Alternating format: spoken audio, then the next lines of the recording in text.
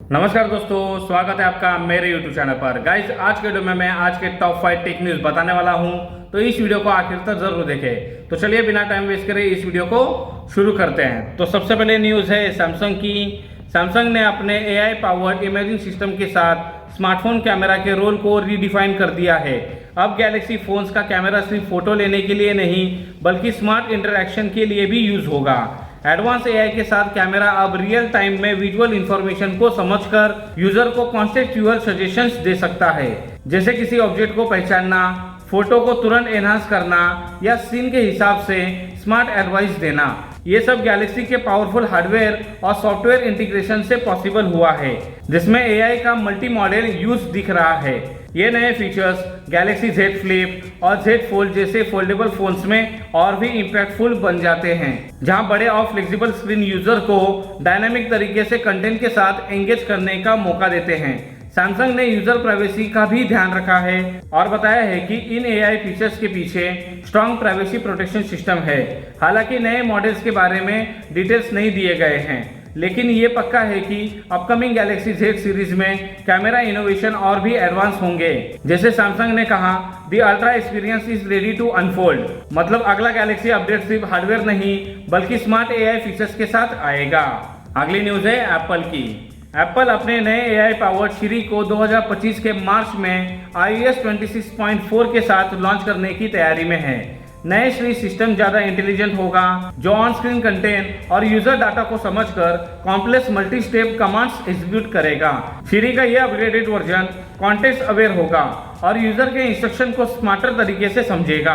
पहले iPhone 16 के साथ ये फीचर्स आने की उम्मीद थी, लेकिन डेवलपमेंट में प्रॉब्लम के कारण रोल आउट डिलेट कर दिया गया है। एप्पल ने इस बार WWDC 2025 में सिर्फ वही फीचर्स दिखाए जो डेवलपर बीटा में अवेलेबल हैं, जिससे उनका अप्रोच अब ज्यादा रियलिस्टिक लग रहा है।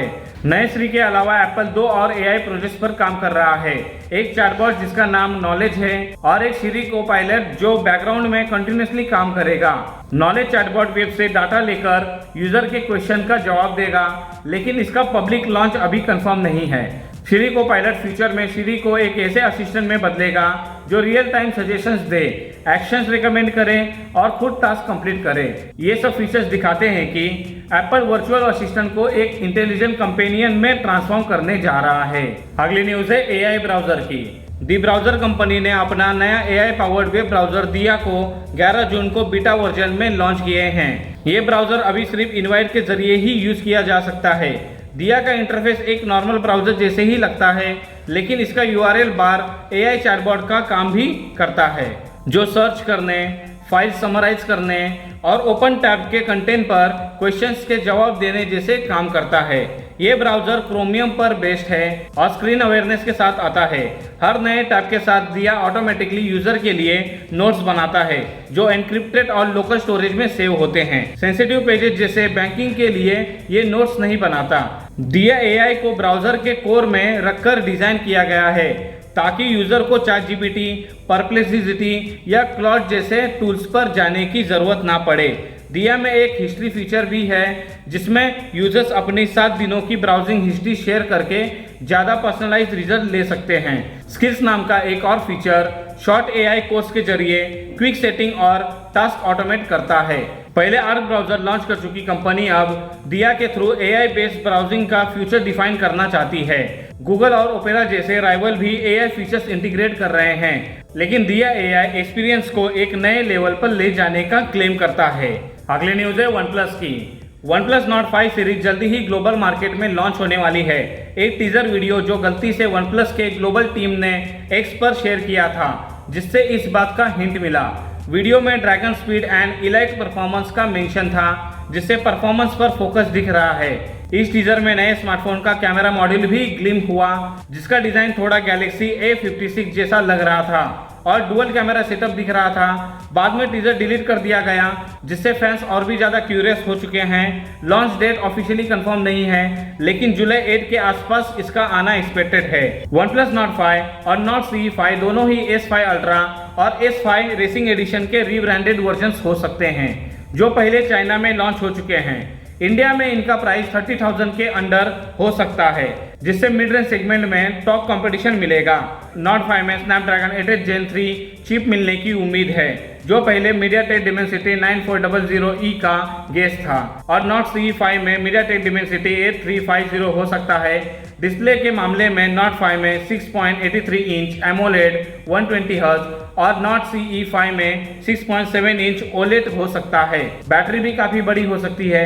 नोट 5 में 6700 mAh और नोट CE5 में 7100 mAh के साथ लॉन्च एक्सपेक्टेड है। अगली न्यूज है GTA की। रॉकस्टार गेम 17 जून को GTA ऑनलाइन के लिए एक बड़ा समर अपडेट लॉन्च कर रहा है, जिसका नाम है मनी फ्रंट्स। ये अपडेट प्लेयर्स को 3 नए मनी लॉन्ड्रिंग बिजनेसेस को रन करने का मौका देता है। Hands on car wash, smoke on the water dispensary और हिजिन्स हेलीटूड्स। ये दिखने में लीगल दुकानें होंगी, लेकिन रात में इलीगल काम के कवर बनेगी। एक नया हिट सिस्टम भी इंट्रोड्यूस हो रहा है। जितना ज्यादा इलीगल काम करोगे, उतनी ही लॉ एनफोर्समेंट की अटेंशन मिलेगी। जब भीड़ बढ़ जाए तो प्लेयर्स को टेम्पररी लीगल बिजनेसेस को चलाना पड़ेगा, ताकि लॉ का अटेंशन कम हो जाए। ये फीचर्स गेम में रिस्क और रिवॉर्ड का एक नया बैलेंस बनाता है। अपडेट में नए व्हीकल जैसे कैरिन इवीरॉन RS, डी क्लासी टेम्पा GT और वुडलैंडर SUVs भी आ रहे हैं। पुलिस रोल प्ले के लिए वेस्टर्न पुलिस बाइक और समर हाईवे पेट्रोल आउटफिट भी ऐड किए गए हैं। टेक्निकली भी काफी इंप्रूवमेंट्स किए गए हैं। मिशन रिप्लेस में कट सीन स्किप हो सकते हैं। 50 एक्स्ट्रा व्हीकल्स में missile lock on jammers add किए गए हैं और एरिना वॉर में अब डबल पॉइंट्स मिलेंगे। सेल मिशन टाइमर्स को बेटर बनाया गया है और बॉक्स विली वैन को बाइकर्स मिशन से हटा दिया गया है। रॉकस्टार ने इस अपडेट के थ्रू GTA ऑनलाइन को और एंगेजिंग और पॉलिश बनाने की कोशिश की है, चाहे तुम कार वॉच चला रहे हो या कैश वॉश। तो ये थी आज की टॉप 5 टेक न्यूज। उम्मीद करता हूँ कि ये वीडियो आपको अच्छी लगी हो। वीडियो अच्छा लगे तो वीडियो को लाइक, शेयर और चैनल को सब्सक्राइब करना मत भूलना। तो फिर जल्दी मुलाकात होगी किसी नए वीडियो के साथ।